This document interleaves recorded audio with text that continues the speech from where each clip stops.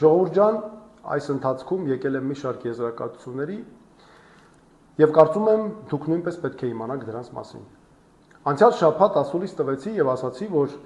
Նիկոլ Փաշինյանը, նրա իշխանությունը սնվում են պաշտոնաթող կամ նախկին 3 նախագահներից։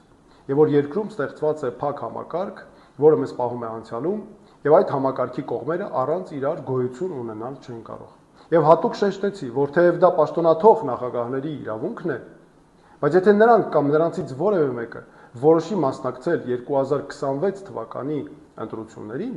ապա նրանք այդ կերպ օգնում են Փաշինյանին։ Նրան տալիս են ուժեղանալու հնարավորություն եւ ի վերջո վերընտրվելու շանսեր։ Դրանից հետո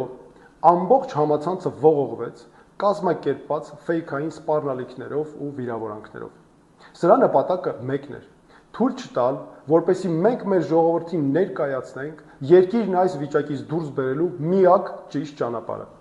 Իհարկե դրական եւ ոգևորիչ էր սրան հակառակ տեսնել այն քննարկումները, որոնք մեր քաղաքացիները տանում էին, ծավալել էին, կապված այն հարցերի հետ, որ ես ասուլիսի ընթացքում բարձրացրել էի։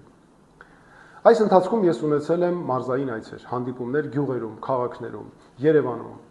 Ուզում եմ շնորհակալություն հայտնել մեր ժողովրդին աջակցության համար, շնորհակալություն հայտնել այն առաջարկների համար, որ մեզ ներկայացվեցին։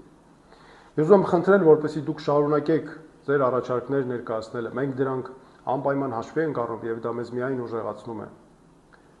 Եվ ուզում եմ հատուկ ասել, որ այս հանդիպումները ապացուցեցին, որ մեր ժողովուրդը ապագա կամ հույսեր Նիկոլ Փաշինյանի եւ ՔՊ-ի հետ իրականում չի կապում։